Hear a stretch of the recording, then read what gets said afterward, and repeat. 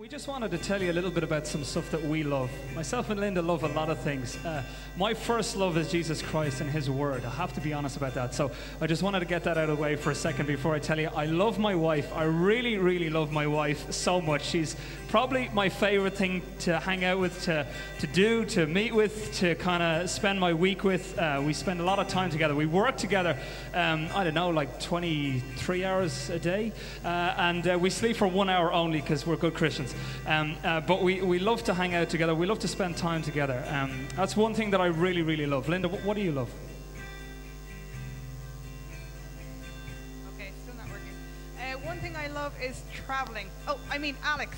I meant to get him in order. I love my husband, Alex. I have to say that back. Anybody who knows me knows that I love traveling. I love going to different places, to countries, to cultures. I love hot chocolates, meeting with friends. All right. You can sit down, guys, by the way. I love meeting with my leaders and my teams and these weekends away and just stuff like that and just hanging out and just getting to chat loads of people and eating chocolate. That's a good one. Cool. All right, another thing that I love, does anybody else know something that I love who knows me? George, what do I love? Football? Yes, I love football. It's very true. Anybody else? DJing? No, I hate DJing. It just pays the bills. I love surfing. For anyone who knows me, Andy will know. Andy's a good friend of mine down there. Andy knows I love surfing. We go surfing together quite a lot. We love surfing. I absolutely love surfing. Linda, tell us a little bit about a surfing story that we have. They don't want to hear it. It's okay. They do. They want to hear this. This is a really good surfing story. Don't you want to hear a surfing story? Who here likes surfing? Who here has ever surfed in Ireland? Not in the summer, in the winter, in Ireland. Okay, when is it ever summer in Ireland? Okay, if you've ever got in the water in Ireland, big up yourself. Well done. That's true surfers. Okay, tell us your story. Okay.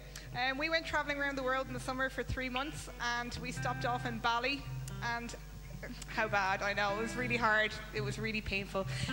So we stopped off there for 2 weeks, and one day we went surfing together. And Alex went off surfing by himself and always leaves me to drown, so it was great. Let me just say that I've waited for 5 years to surf with my wife, and this summer I got to do it. I was so chuffed. It was great. She won't surf in Ireland, understandably. It's pretty cold. But in Bali, that was a different story.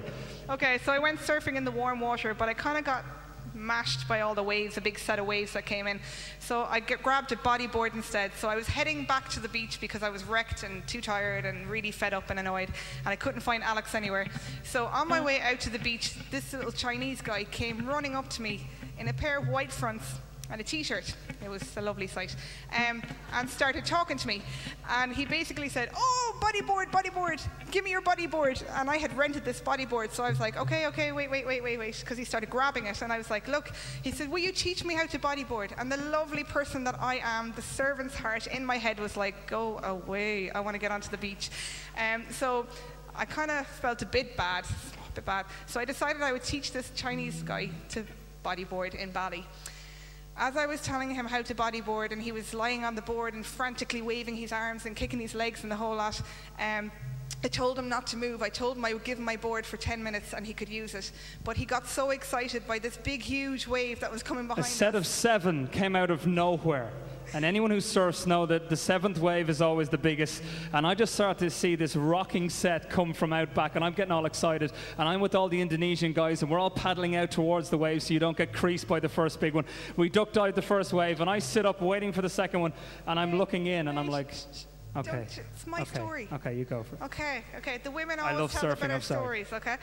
So what happened was I taught him how to do it, and I was wondering what he was looking at. So he was looking at this big, huge wave, and I said, wait, because the thing was still tight for me. So the guy starts kicking and screaming and woo, and he took off on the wave with me following behind.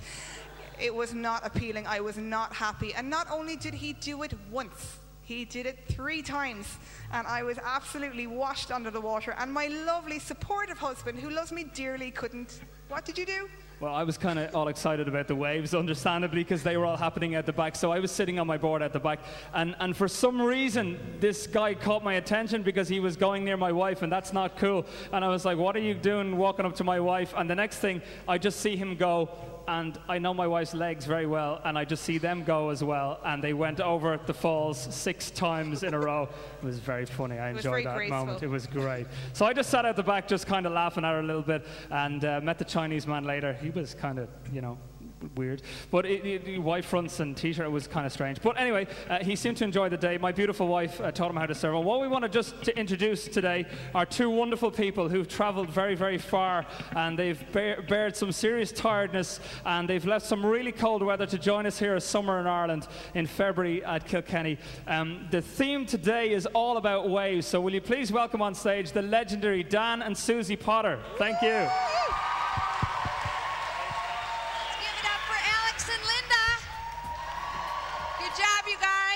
One, good job, good job, good job. Check 1, 2. Can you hear me? Check 1, 2. Okay, we're check on. 1, check.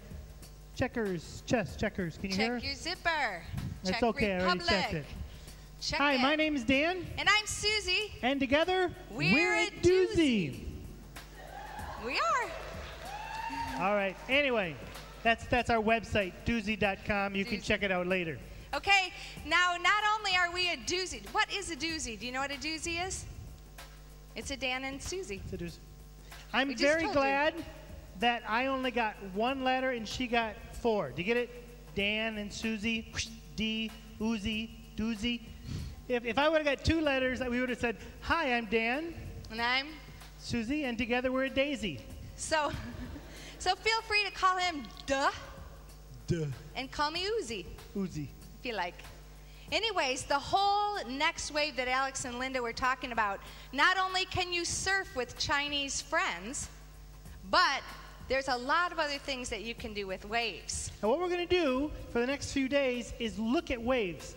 And I'm going to tell you some stories, but this is all part of what I would call a waveolution.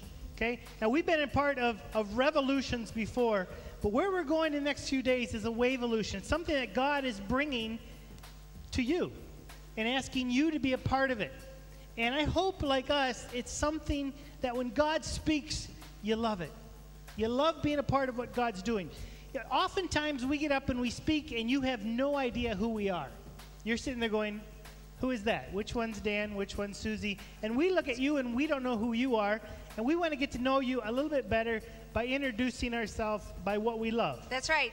To be a part of a waveolution, not only are we a part of the wave, the worship band a part of the wave, but you are also a part of the wave. And the exciting thing about this waveolution that God is doing is that He's allowing you to know who you are. He's allowing me to know who I am. And God uses who He has gifted to be to let the wave happen. So let's just get started. Let me tell you a few of the things that I love. And there's some pictures behind right up there on the screen. First of all, I love Dan, my man. That's me. That's me. I love my boys, Joshua on the right and Josiah on the left. They're here with us. I love adventures with our family. That's us in Hawaii. I love being together as a family. That's after our Thanksgiving dinner. I love doing watercolor, painting eyes. And I love painting butterflies. I love watching my flowers grow. And I love being in and photographing nature. This is the Grand Canyon this past summer. I love mentoring my girls. I love being in other cultures, like this is India, Teen Street. I love Teen Street conferences. Oh, I love my MTO family, MTO Missionary Teens Only. There's a few of you here. I love Teen Street conferences like South Africa that just happened in December. I love impacting tomorrow's world changers, like this is Malaysia.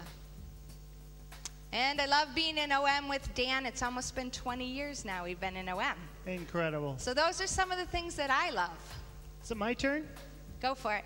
All right, my turn. I love life. That's me. And my wife. That's also me. Oh, no. I love spending time with my boys. I like big toys. That's a boat. I like making noise. I love my dogs. Now stop there for a second. I got to introduce you to my dogs. Okay? The one here a little bit camera shy on the left, that's Jazzy. Next is Bluesy. Next is Roxy. And just around the corner there, that's Heidi. She lives with somebody else, but she's family. Okay? Go on to the next one. I love my Champ. This is my new dog. Actually, it's Josiah's dog. That's my bird. That's my wife and my bird. Okay, that's my... I love my friends. Friends are very important to me. I love my world. This is a picture across in Africa, and this is where the elephants come and eat, and incredible. I love my world. And God. And God who? I love God so much because he is indescribable. I love creating in all the different forms. I love relating. I love entertaining. I love celebrating. I am Dan. This is the way I look on the airplane. It scares the flight attendants a lot. It's a lot of fun. It's really fun. Okay, so we're part of the Waveolution, but also you are a part of the Waveolution. I want to ask a few of you, what do you love?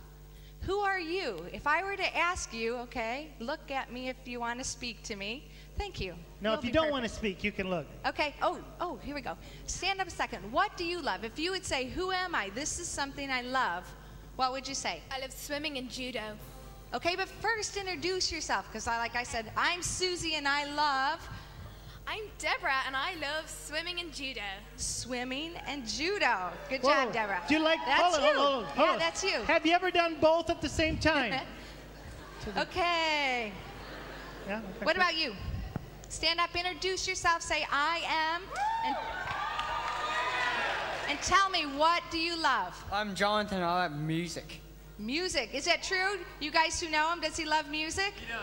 Yeah? Good, thank you. Does music love you, though? You get along well? Who else wants me to tell you? Come on. Stand right up. You don't want to? Will you do it for her? Come on. Introduce yourself. Tell me who you are. You have to hold it. And what do you love? I'm Simone and I love life. She loves life. Ooh. Good job, good job. Okay, I need one more. Come on, who will volunteer for me? One more person. You. Perfect. Stand up, tell me your name, and what do you love? I'm Chris, and I love everybody. Chris loves everybody. Yeah, is that true? Thanks, Chris. All right. Now, I really would, if you guys know me, you know that I would love to come to every single one of you and say, who are you and what do you love? But Susie, they're not looking at you. I know some of you would die. I'm not going to do it, don't worry. Okay?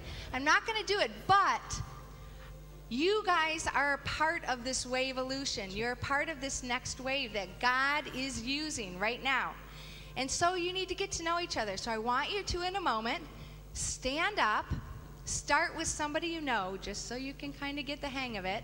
Start with somebody you know, and I want you to say, my name is, just like all these guys did, and I love. Try to explain one or two of the things that you love.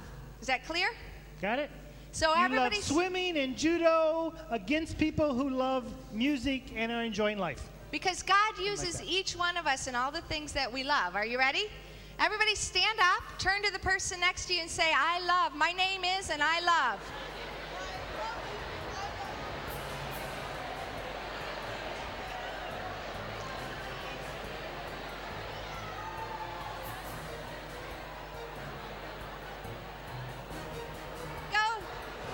Go to the next person. Go to somebody who you don't know. Walk around this room. Find another person.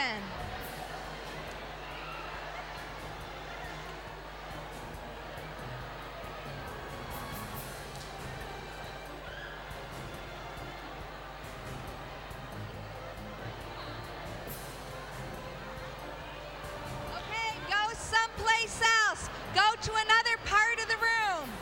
Walk around.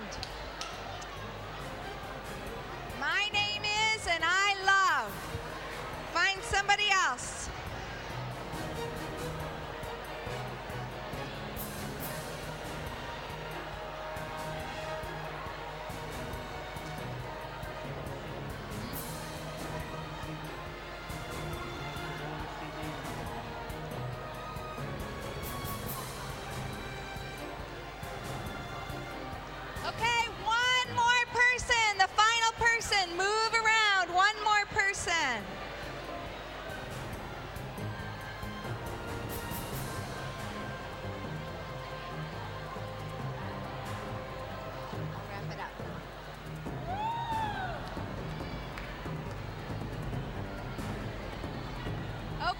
can find your seat again.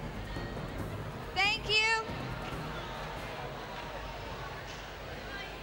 I'm Matthew and I like art. All right. Good job, Matthew. Okay, did you meet other wave-evolutionaries?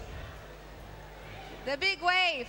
How many of you, be honest, you felt very comfortable like Matthew came running up here? You wanted to tell somebody, my name is and I love this. How many of you love that? Hands up. Okay? And how many of you were dying like, oh, this is so hard for me? Okay. I hope this weekend that you get to know many people, maybe not only what they love, but you share hearts, you share stories, you share dreams together.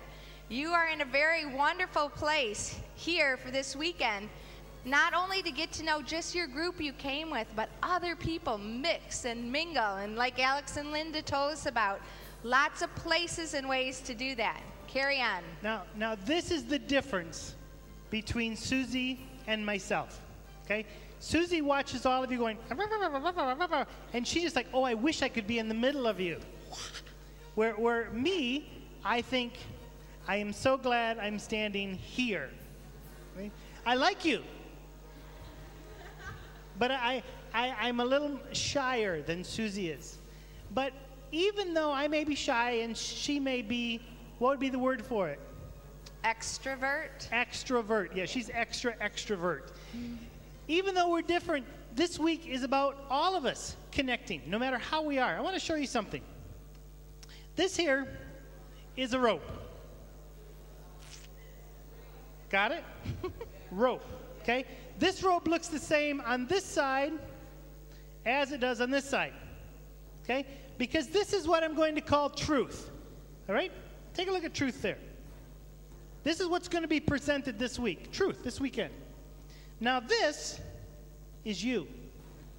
Actually, it's an O, but we'll say it's a U. It's me, you. Oh, you. All right? Now here's what's going to happen.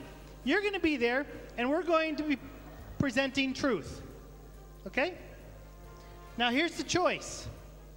You can allow truth to run through this weekend and then run out. And you go home with this. Or what you could do is you can say, okay, I want truth slow. And you go home with it and you keep walking, but in a month from now you still have this.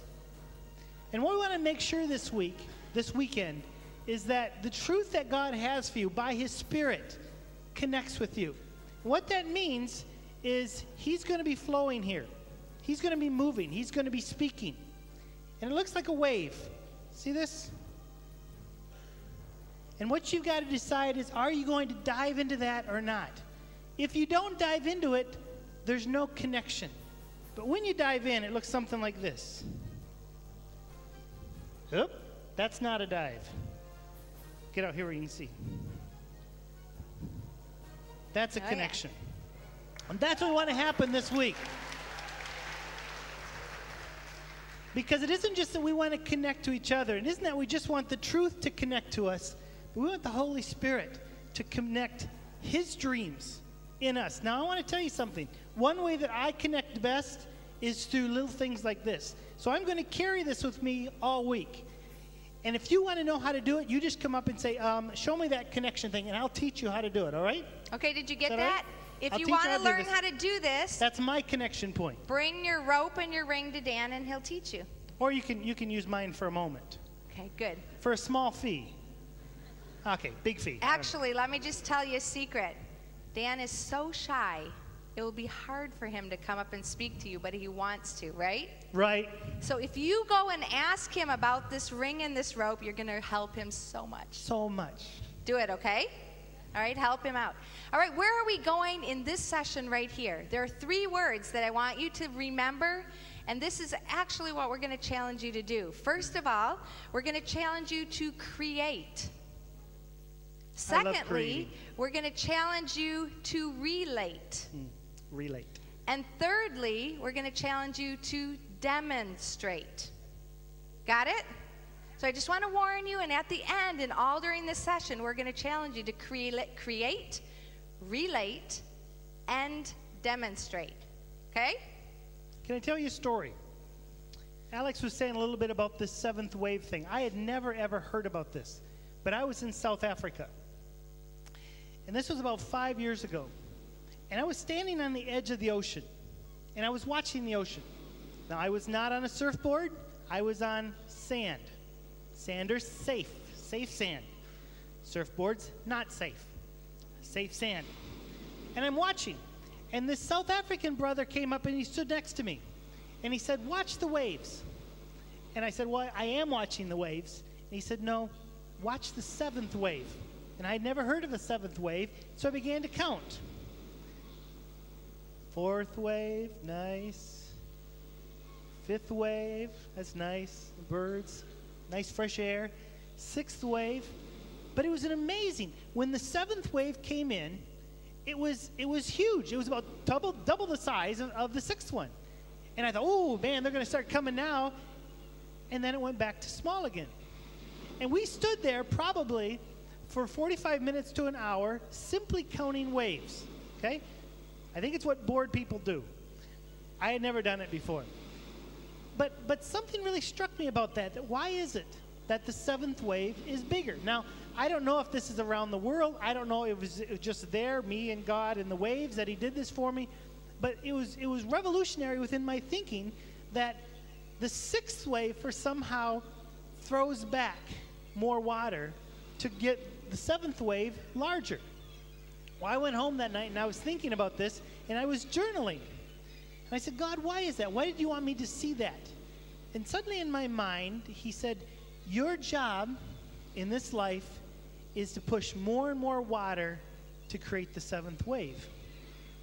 And I said, okay, what's that about? And I began to read from the Bible, and I was reading about John the Baptist, and John the Baptist was called to prepare the way for the Lord. But that night as I read it, I'm not a great reader. I didn't read a book till I was 16, actually. And as I was reading it, I got the word way wrong. Instead of seeing way, I saw wave. And it was like someone lit it up with neon, and it was just like, prepare the wave of the Lord. And what God really spoke to my heart was that's you. That's not me. I'm not the one that's going to make a big impact on the world. It's going to be you. You know, the fifth wave sort of comes up on the beach and goes off the beach. The sixth wave comes up on the beach and goes off the beach. And the seventh wave goes, like that. You know, and the sand moves and all this. And that's you. That's what God's doing today. God is preparing you to make a huge splash in this world. But here's the thing. You can sit back and say, oh, yeah, okay, I want to see it happen. Or you can get a part of it. Me, as part of the sixth wave, if I toss back more water, it allows you to become bigger. And we're talking about not just a revolution, but a waveolution. Something that's going to affect your family, something that's going to affect your friends, your community, your church, and the entire world. I believe that God is doing something today that is new. And God is going to use your generation to make a huge change upon our world, upon our beach. And the question as we launch into this weekend is, are you ready? Are you ready to say, God, I want to be a part of that seventh wave, that next wave that you're bringing? Or are you going to sit back and say, use somebody else, I'm a little busy on the beach myself? That's one of the big decisions we have to make this weekend. So when you hear that story about the seventh wave being the big one, and about you being that seventh wave potentially, how does that feel in your spirit? Are you excited? Are you like, yeah, bring it on? I wish I was younger. Yeah, because wave 7, or the seventh big wave, are the one that changes the world. Are you ready for that? Are you ready to change your world? The beautiful part about that is God only gives you the impact that he gives you. My world and the people that I'm around looks very different than you, or you, or you. And that's why he needs all of us to be that seventh wave. Now, hold on a second. Susie says, do you want to be part of this wave? And 3 of you went, yeah. And the rest of you went, wow. Nice lights. Whatever. And this is really serious. I find it incredibly exciting. If you look through the Word of God, there are some times where there are some major changes. Okay? You got people wander around, and all of a sudden, God chooses a people. Abraham, your people. Big change. Okay? Then they go a little bit farther. There's another change. Okay? He gives them 10 commandments. That didn't happen before. Well, then comes into the prophets calling them back. Big change. Then comes the New Testament. There's this guy, John the Baptist, and Jesus. Big change. Okay? I believe that we right now, in the world we live, are at another one of those times. I'm dead serious. Yeah. You study church history. You study what God is doing to bring us to this point. You study postmodernism, and we are at the point where I believe God is ready to go. And the question is, are you ready to join him in this? Are you ready? My generation wasn't. My generation was too busy with things like materialism and just having fun. And God is calling out a group to say, will you be that impact? Will you follow me? That is a huge question.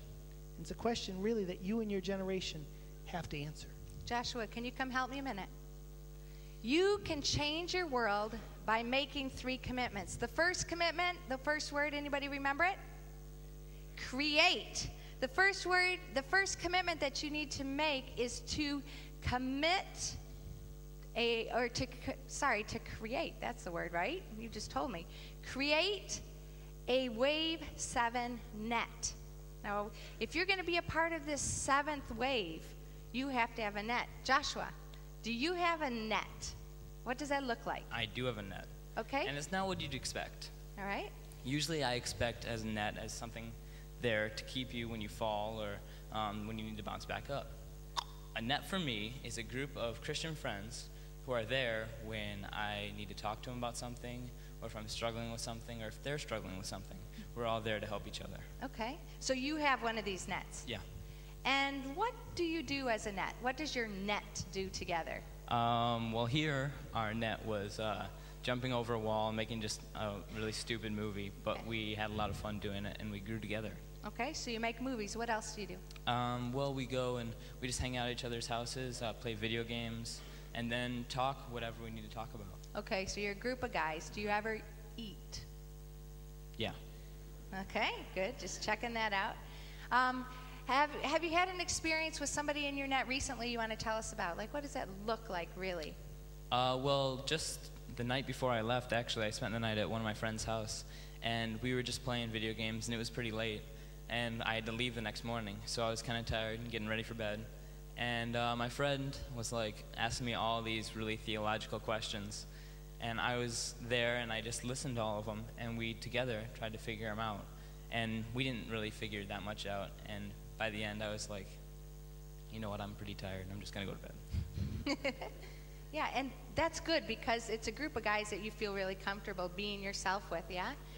Do you ever have times together where you kind of keep each other accountable, or you share like deep things from your heart and help each other out?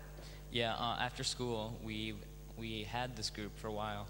Every Wednesday after school, we'd come together, and we'd split off in twos, and we'd read the Bible, and we'd go through a certain passage and take what we got out of it, and then we'd come back together, and we'd talk about it more in depth and share what we thought and what we found out, and then pray together. Mm-hmm. So, like, did this net come together, like, instantly? Like, wow, I think I want to have a net. I'll create a net. Boom, it happens? Or does it take some time? How is it for you? It's not just one thing that leads to another and, oh, wow, a net, let's join in here. Mm-hmm. It's just something that we've been working up, and it's not like, hey, guys, let's make a net today and let's go do this. It's something that you build on and you work on together, and it doesn't have to be all together, but individually as well. Okay, thank you, Joshua. How about you guys? Do you have a Wave 7 net? If you're going to be a part of this 7th wave, this Waveolution, you need a support group like what Joshua was talking about to just be there to support you. Do you have a group of people who you can really be real with? I think that's an issue for me personally, that I also need a group of people that can support me being me in the things that I love so that I can be effective in being the big wave on the beach. Yeah, it's interesting. That's something that's needed for every generation. I mean, in my generation, sometimes we think, well, this net idea, that's when you're a teenager and when you get older than that. It's not. It's something that we all need. Just last week, Susie and I were in the middle of making a big decision.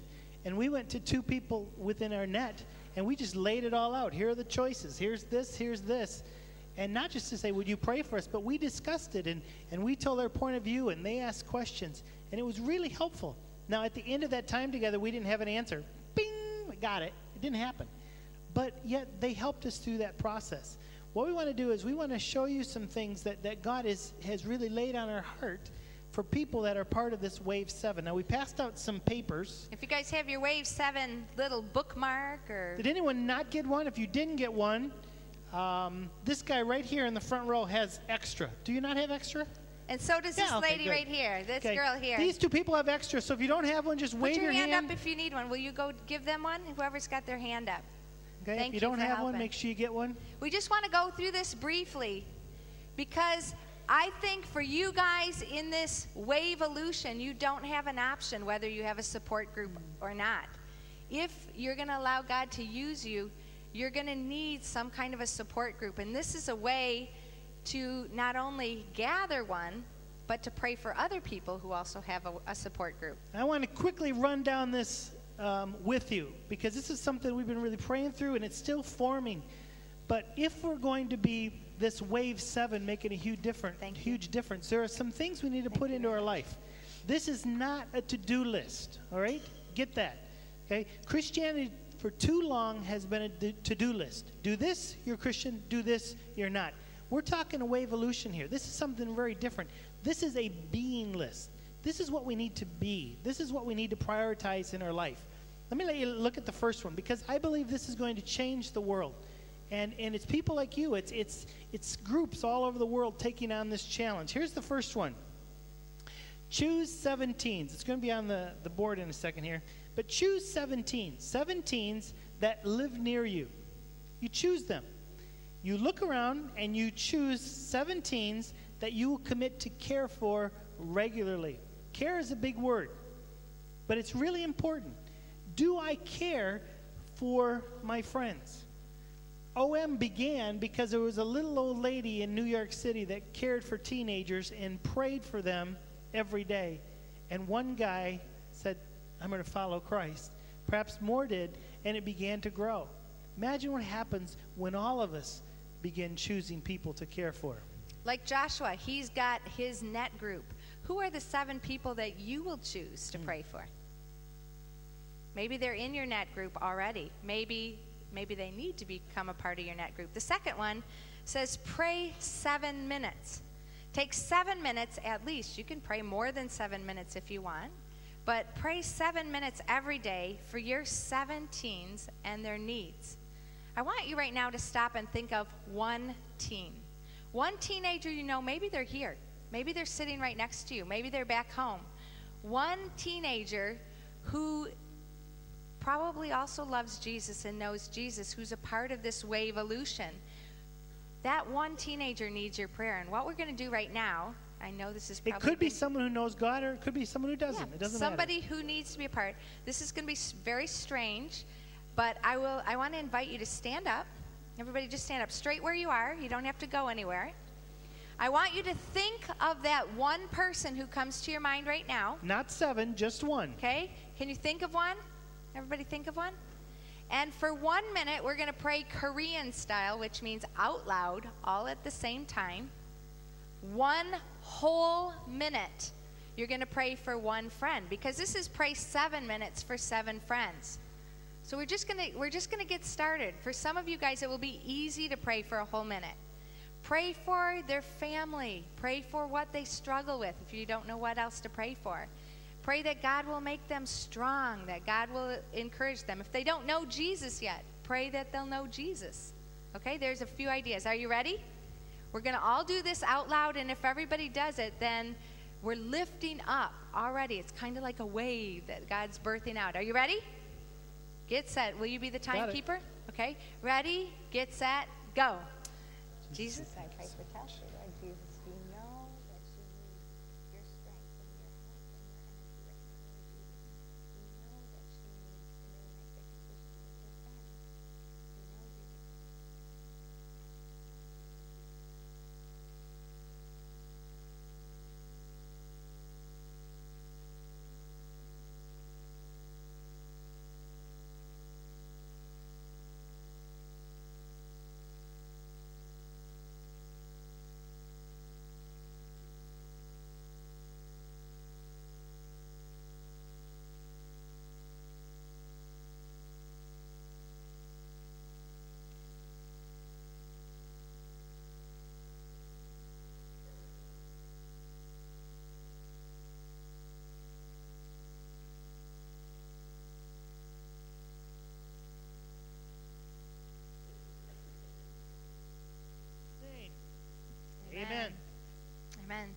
can sit down.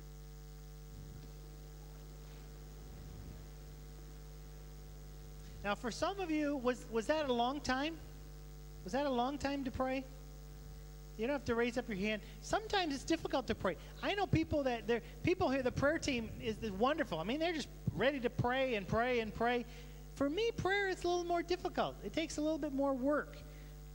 But I, too, have committed to 7, and God actually showed me 21. So it takes me a little bit longer.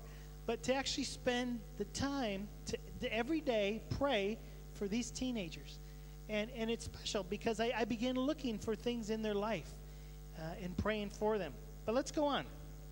It gets even a little more difficult. As you can tell, I am not a person who likes to fast very much. The problem with fasting is it's too slow, okay? I could fast 1 bite, no problem. Fasting a whole meal is more difficult. But if you look through church history, you can see incredible moves of God took place when people fasted. And I believe it's something we don't talk about enough today, and God looks for that. And it's not like, okay, if you don't eat, yes, I'll listen to your prayer. But it's simply that God is saying, you're willing to give up? I want to listen. I want to be a part of this. I know you're sincere. And so what I've tried to do with Susie is every Tuesday we take 1 meal and we don't eat, and we just pray for things about this generation. For the 7, 14, 21 that we have in our life. We pray also for ministries like us. Okay, we are a ministry that's focused on this generation. And believe it or not, we need prayer. This year was an incredibly difficult year. If last year when we were here you would have told us about the year we would have gone through, I'm not sure if I would have said, yes, God, I'm willing to go through it. It was incredibly difficult. But every time we hit one of those difficult moments, there was someone who came into our life and just said, I am praying for you. And they really were. And we need prayer. But there are so many different youth ministries and youth workers out there that you could be praying for. And it doesn't mean you have to give up a meal. Maybe you want to give up music. That's more difficult. Maybe you give up drinking tea or coffee. No caffeine for the day, and no you use that time. Whatever. Maybe. What's that? No chocolate. Oh, I thought you said no showers. That's not a good idea. Don't fast showers, okay? God will love you. Don't fast showers. Okay? Well, maybe he's asking that. Take Tuesday, and on our website, we're going to have a lot of different things to help people know what to do on Tuesday to pray for their 7. How many of you guys have a youth worker? Hand up if you have somebody who works with you in your church. Maybe it's a teacher who works with teenagers, okay? That's one of the people that you could pray for in that area. This white one says, release Psalm 71, 17 and 18. If you have your Bible, take it out and look at it. Otherwise, you can look up at the screen. Psalm 71, verses 17 and 18. These are verses that God gave us a while ago. It says, since my youth, O God, you have taught me. Okay, it starts off with teenagers, okay? Since my youth. Sometimes we think the Bible's written for old people. This is for you. Since my youth, O God, you have taught me, and to this day I declare your marvelous deeds. Okay, get that? It's not someone else declares the marvelous deeds. It's me. God taught you, and so you declare. Even when I'm old and gray, do not forsake me, O God, till I declare your power to the next generation, your might to all who are to come. So this is the Psalm 71, 17 and 18 lifestyles, declaring God's power. What he's shown me, I want to declare it. I want to show it with my life. That's what that one means. The 5th one is about giving.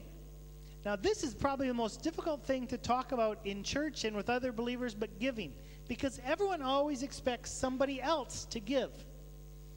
This year, I know of more youth workers that got out of youth ministry than ever before in my history doing youth ministry. I've been doing youth ministry now for 25 years.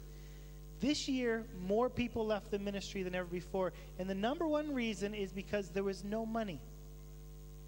There was no money. Can I get that? Is that my phone? There was no money, so people are leaving. You know what? If one generation is not supporting youth work, then what generation will? I believe it's you. And you may think, well, I don't have any money. Yes, you do. You just go stand over at the snack shop. You have money. Do you have a lot of money? No. But your little could make a difference in a youth worker's life. There are youth workers that you know that are living on support. Maybe a missionary. I know of missionaries in other countries that were focused on the generation there. And they had to leave. Right now in India, this is an incredibly sad story to me. In India, there are 2,000 new churches. That's exciting. Within those new churches, there are Christian teenagers, just like you. Okay?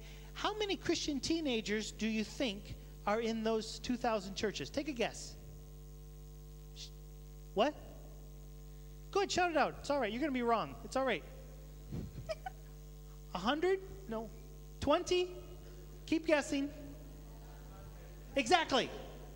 85,000 Christian teenagers in these 2,000 churches. Perfect. This is in the OM Good Shepherd. Now let me ask you this. The Dali churches. How many youth workers are working with those 85,000 Christian teenagers? Take How a many? Guess. 10, 100. Nope. 100? No. Okay, 4, hold on. You can count it on my one finger. One youth worker. Get this, guys. One youth worker taking care of 85,000 Christian teenagers. Something's wrong with that. Would you agree? And you know what? There's no money to have anyone else come do it. I weep about this. Because even us, I mean, we've been in this 25 years, and Susie just 3 months ago had to get another job. Because people are stopping to support us because all we do is work with young people. I don't get it. I believe part of this new wave is that you guys will prioritize some of your funds. Hey, I maybe don't need that Coca-Cola. Maybe I could take that money and give it to a missionary. Maybe I can give that to someone in my city working with young people full time. This is a very serious issue, but I believe it's part of what God is raising up, that we, this generation, would also become givers to the things that God puts on your heart. All right, the next one. Encourage 17 workers. Do you know what that means? That means say you're doing a good job. Let's just stop here 1 second. How many people here are youth workers? If you're a youth worker, just stand up. If you work in a church or a school just stand up. Or whatever. Okay? Let's encourage them. Stay standing. Stay standing. All right?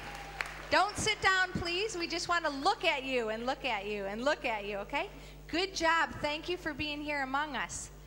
You see, youth workers, true or false, nod your head if it's true, shake your head if it's false. You need encouragement. Is that true? No, stay standing. I'm sorry if this is uncomfortable. But it's very important. Very few times do youth workers normally get encouragement. It's hard work. It's lots of love, lots of labor, all right? Encourage. You know what? For Lent, I just had to do some things in the next 40 days. There was a list of things that I could do, and one of the things I chose to do is write a note of encouragement every week to someone. And I would encourage you teenagers to at least every once in a while write a note of encouragement to your youth worker. Pat them on the back. High five. High five. You know, a chest. Don't hurt them. If you're men, you can do the chest slamming thing or whatever you need to do to encourage them. Love on them, all right? If your youth worker is sitting near you right now, will you just take 1 minute or 2 minutes, give them a big hug or a high five or a handshake or maybe whatever they need? Maybe 10 seconds. 10 seconds. Did I say minutes? Minutes. No, 10 seconds. Go love on them. Encourage your youth worker. And if you see one around you who isn't yours, encourage them too. That's good. Give them a bit of love. Give them a bit of love. Encourage them. That's good. All right, you can go back to your seat.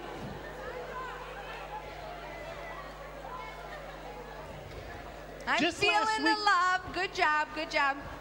Just last weekend in America, we had the Super Bowl. Now, Now, I never watch a Super Bowl, but my net guys are watching it, so I came and watched them. And I find something really funny. It reminded me of what just happened. You got a guy who makes a touchdown, you know? You know? And what does everyone do? They jump on him. You know? So the guy makes a touchdown. Everyone kills him, and he goes off going, you know? And that's what just happened over here. I know. It's like, yeah, thanks. You know, like that. But be gentle when you encourage us. Be gentle, but it's okay. Okay, the last one. The last one. And this is what you need to do. This is part of what is going to help you grow. Joshua was talking about this. You need to get into a net at least every 7 days. And I am very much for the church. But I know in listening to many of you, the church doesn't meet that need of connection in your life. And I believe you still need to be a part of a larger body. But you need to be part of a group every week that supports you, that helps serve you, that listens to your stories, and that you serve, support, and listen to their stories. I don't believe it's an option. I believe that as we create nets that will help propel this wave 7, I believe it isn't just a personal thing. It isn't just, oh, I decided I'm going to do this. It's we do it together. You know, it's a very interesting thing when people say, do you have a personal relationship with Jesus? Years ago, I would have said, yes, I do. But over the last year or two, when I've gone through a lot of problems and needed a lot of people, I would say my relationship with Jesus is much more community than personal. Because I share my life and I'm fed by so many people that it is something I share. I am part of something called a body. I am no longer a finger that's cut off floating along by itself. That's a personal thing. We, in this generation, have to decide we are part of a group. And as a group, we're moving in this direction. And I believe the direction God is moving you in is something called Wave 7. So I just want you to think for a moment. Take this card, and if you want to create a Wave 7 net, if you are willing to do it, it may not be 7 people. It might only be one other person, because that's all you can find around you, or it might be 2. If you're willing to do this, will you take this card, stick it in your Bible, or put a big 7 on your hand, or whatever? Because it's so important for us, if we're going to be a part of the next wave, the big 7th wave that makes a huge impact, that we actually do that. Okay? And if you're interested in this, you can go online to our website, doozy.com, and you'll see this thing that you can, it's like a bookmark that you can print off and take home if you lose yours this weekend. And we're going to continue to have helps for people who are really interested in doing this Wave 7 net thing. All right? So there's the Wave 7 net. That's the first commitment that I wanted to challenge you to make. You can change your world by making 3 commitments. The first is create what? A Wave 7 net. Got that? Make a difference by creating that Wave 7 net. The second commitment that you need to make is to relate. Remember that? But what we want you to think about and do is to relate amphibiously. You know what that is? What's an amphibian? Frog. Somebody said a frog, right? Yeah. Frogs, turtles. And what makes them an amphibian? They live in both land and water. And they can do both quite easily. My territory. Excuse me, Professor. I am now going to give you a lesson on being ambidextrous. No, amphibian is what we're talking about. Amphibious. You will notice behind me a frog. There he is. This is a green frog with red eyes. Yes. It is officially called the red-eyed green frog. Yeah, that's true. This is the red-eyed green frog. Now, they are amphibious. Right. Next slide. This is the cycle of a frog. Okay. The frog starts off as an egg. Then it goes to a tadpole. Say it with me. Very good. Then it goes to a tadpole with legs. And then it comes out of the water and it becomes a froglet.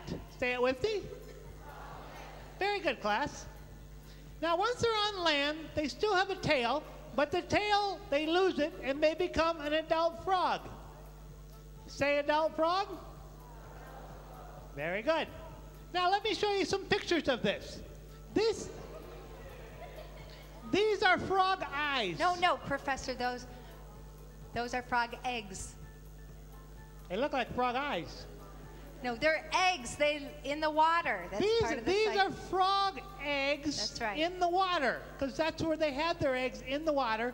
You'll notice they're not chicken eggs because there's no yellow. Next slide.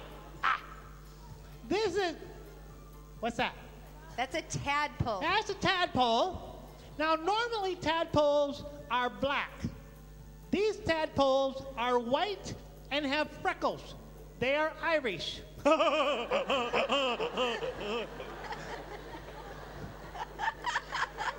Next one, please. Here you have a tadpole with legs coming and going. They do that. Next slide, please. What's that? That's a frog with 4 legs. He's on land now. He's got a big nose. Well, you kind of are missing the Okay, nose there. That looks like the frog I went past on the road the other day. Let's just go on. That's a happy frog. That's an adult frog. That's an adult red-eyed green frog on a green leaf. No, it's red leaf. What? Red leaf. Oh, yeah. I knew that. And he's happy. You can see he's happy. Go to the next one. No, I saw that one before. Go to the next one. This is an adult frog. You can tell he's an adult frog because he has a satellite behind his head. See the satellite dish? And he can live in the water or he can live outside of the water. Because he's an amphibian. He does not have red eyes. Right. Next slide. Oh, I don't know if he's happy or not. He is just coming out of the water and he's in the mud. Because he has lungs now and they work for him. He can breathe outside. Outside or inside, yeah. Next slide. Oh, he's happy, isn't he? Excuse me, Mike. He's a very happy green frog. Adult, with lungs, no tail. Next slide. This one is either a large frog with little lily pads or something else. But he's an adult frog, amphibious. Next one. Oh, here's a happy one. This is the happy white-eyed green frog. Happy frog. Look at that. Dimple even. Okay? Next slide. These frogs are playing leapfrog. No. It's a game where you jump over the other one. Professor, no. These frogs are mating. It's part of the life cycle.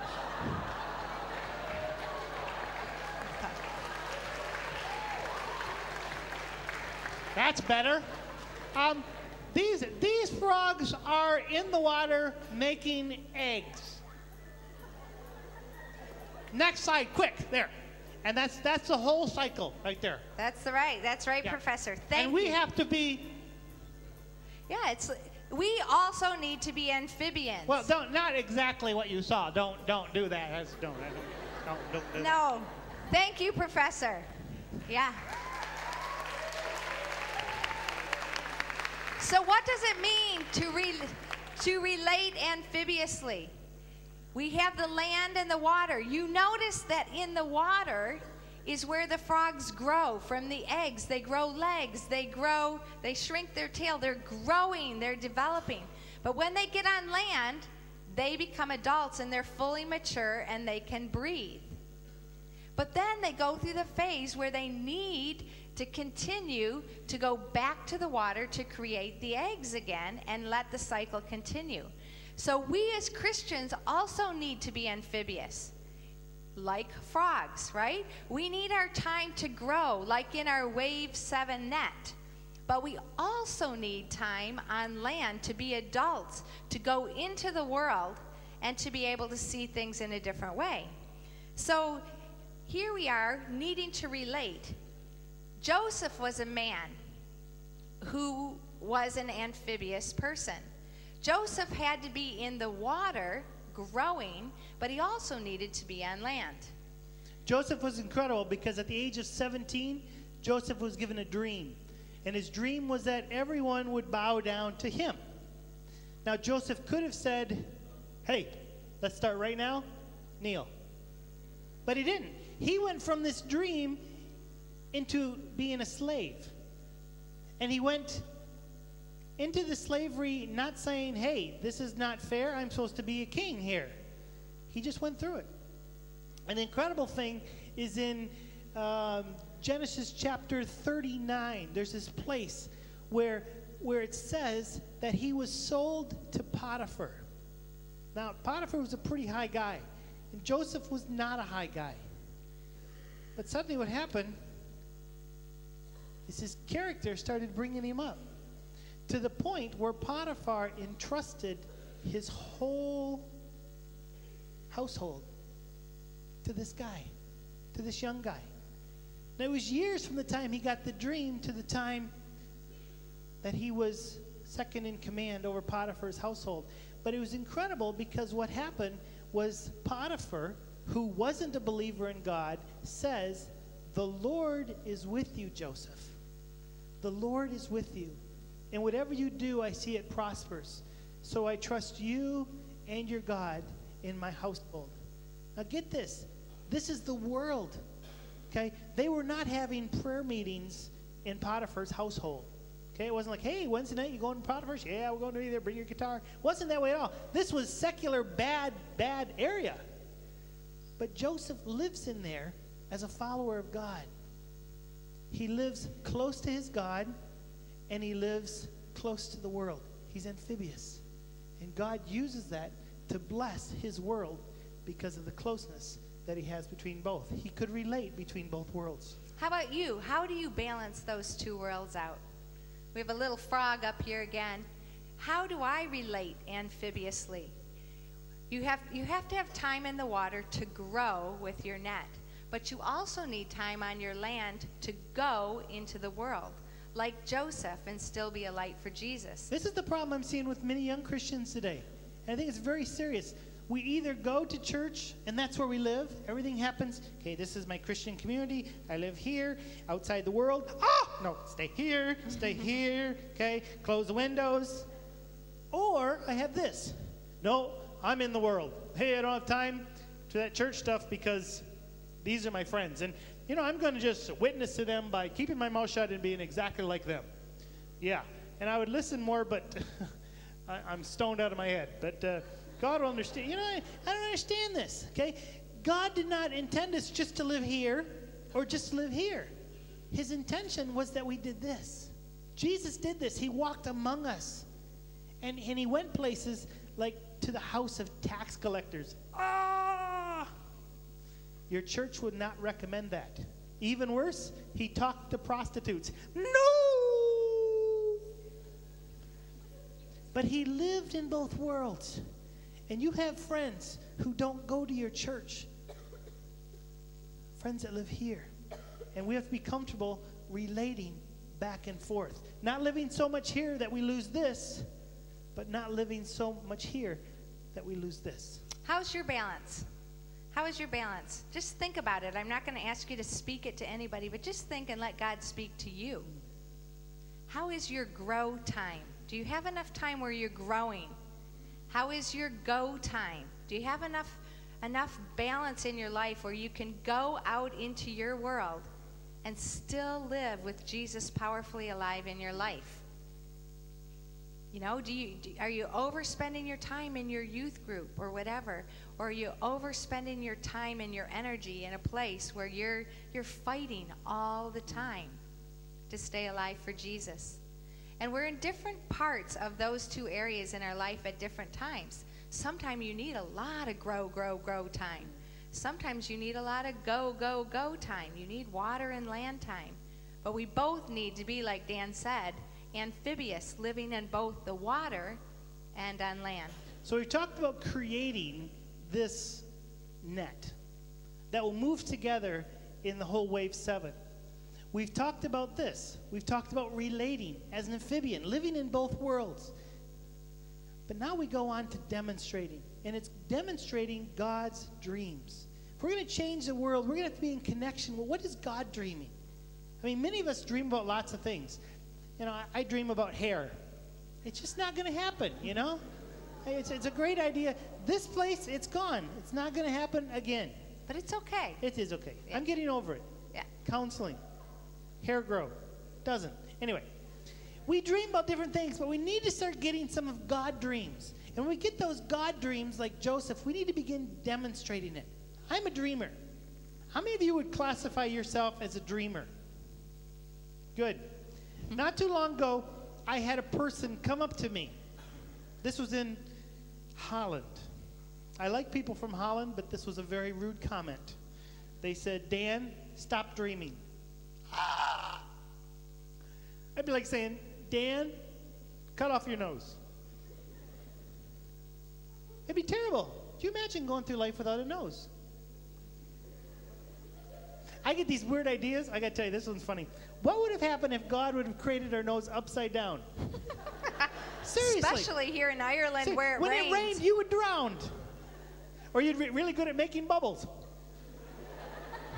That's not part of the talk at all. I just get these weird, I'm a dreamer. Yeah. Okay? Don't tell me not to dream. But even more exciting than that is God has these incredible dreams that we can be a part of. Like Wave 7.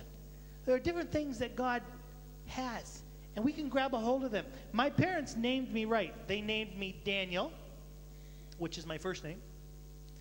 They named me Joseph. Now, if you know anything about Daniel, he was a dreamer. You know about Joseph? He was a dreamer. If you know about Potter, he was a movie star. Anyway, I'm a dreamer, and we need to be willing to dream God's dreams. And Joseph did that. Let's talk about Joseph. Okay.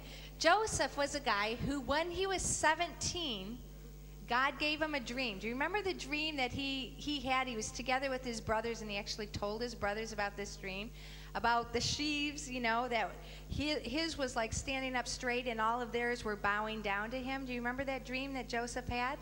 This was when he was 17 years old.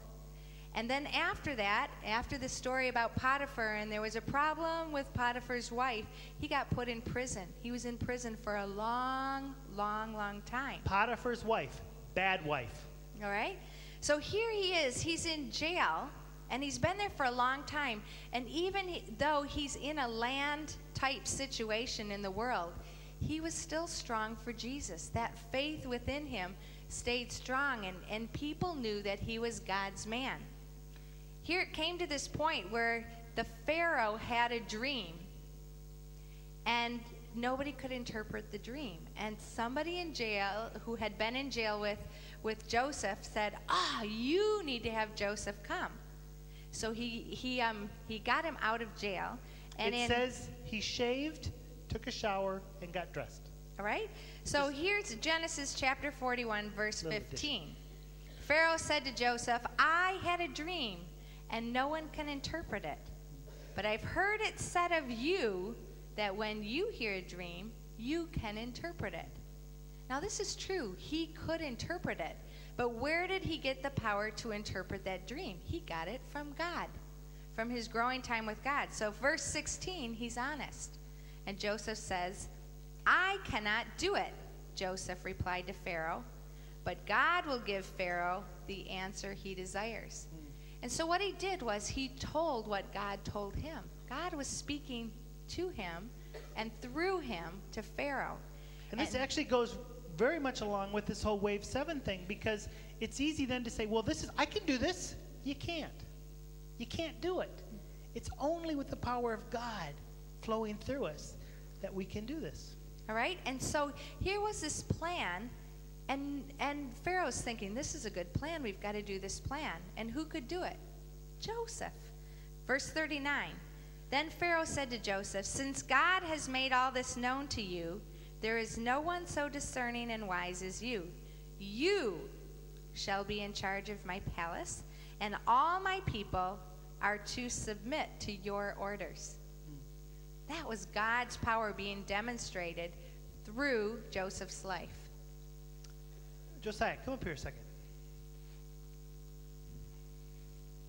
sometimes it's hard to get a hold of some of these dreams. And Josiah is also a dreamer. And one of the questions we were talking about earlier with Josiah, and we wanted to have you talk a little about this, is what happens when you lose that direction, when you lose that, God's going in a certain direction, what happens in you? You can tell your story. Back a few years ago in Teen Street, India, God called me to be a youth worker. And so I was... How did he do that? There'd be a lot of questions there. Josiah, go be a youth worker. There was a sign. Was that it? No, he I don't know, just like a thought came into my mind during worship, just to be a youth worker. So he spoke to you and you listened. Yeah. Yeah, it comes like that, just easy. Sort no, not really. Yeah? And then, so I knew I had to live my life in a direction that would prepare me to be a youth worker. And so I did that, but then I realized I had, lost my direction a little because I was caring more about what others thought of me than what God thought of me. And so I knew I had to come back and put my direction back on God. And did he say, no, you blew it? Sorry? No, no. But did he say, okay, let's start again? I mean, how did... Yeah, did he spank you? He was just... I tell you, a spanking from God's a big deal, Josiah, lean over here. Wind came through the room. Ooh! No, it didn't happen like that? No, just... No. The whole thing is focus, right? Yeah. So we need to focus on God and the direction that he has for us, and then he lets us show and demonstrate his power through that. But if there's a moment where you lose your focus, you just jump back, don't you? Yeah. Yeah. And how do you stay focused on God now so that you don't have a time where you lose your focus or get distracted by other people? What helps you? I commit myself to read the Bible and journal every day. And that helps me. That's your God time, is it? Yeah. Yeah. So you just stay focused on God, whatever it takes to hear from him and let him speak to you. Is that right? Yeah. Good. Mm-hmm. Thanks, Josiah. You think your parents are difficult. He has a really tough set of parents, I tell you. So how do we demonstrate God's power? Basically, just like Joseph, he had to demonstrate God's power, but he did that by spending time with God and knowing God and focusing on God. If Joseph would have focused on, hey, I had that dream back when I was 17, it was 30 until that dream came true. 13 years. And he didn't take those 13 years to focus on, okay, how can I be the sheep that stands here, and how can I get all my brothers to bow down to me? That was not in his plan at all. He stayed focused on God. And in being exactly where God wanted him to be, he was in that place where God could say, you have been a faithful servant, Joseph. Yeah.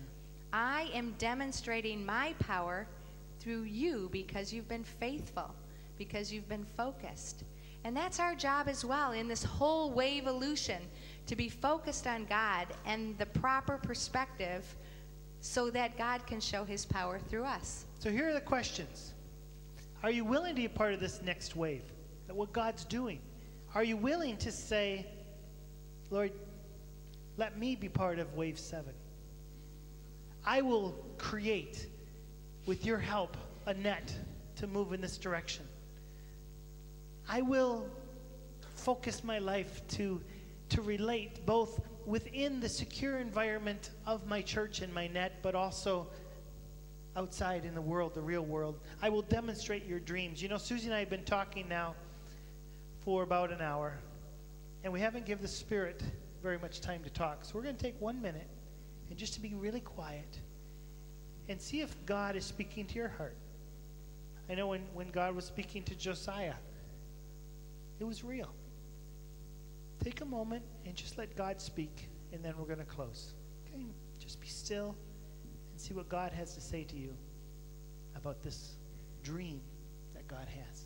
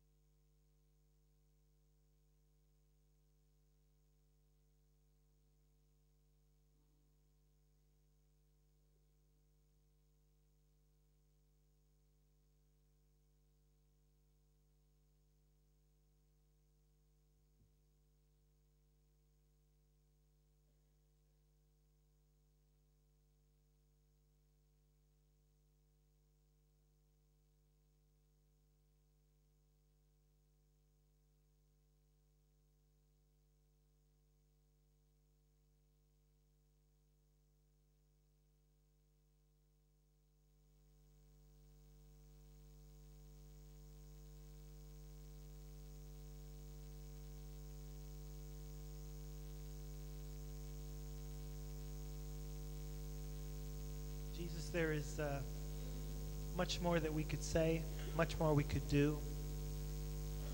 There's more laughs, there's more thoughts. But Lord, I truly believe that what you're doing is what you're going to do. It isn't going to be man-made. Lord, you are speaking to some of these young people about creating a net of people who are all heading in the same direction. You are talking to some of their hearts about the way they live, that they need to relate with the body of Christ, but also with a world that's without Christ. That they need to demonstrate, to live every day God's dream. Lord, you know what you're saying to them, and I pray during these few days, your Spirit would go deep into unforgettable things, unforgettable commitments, that our families and our friends and our communities and our church and this world would be changed by an incredible wave, not of man, not of young people, not of women, but of God. Include us, God. Invite us to join you in what you are building and the impact you are preparing to make. We pray this in Jesus' name for God's glory.